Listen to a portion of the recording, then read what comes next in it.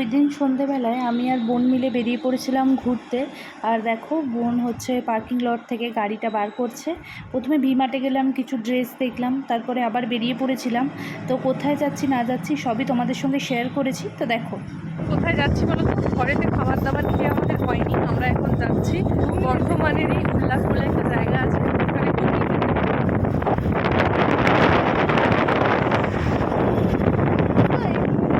মন নিয়ে ফিরে এলাম, কারণ আমরা যার কাছে ঘুগনি খাই তিনি আজকে বসেননি।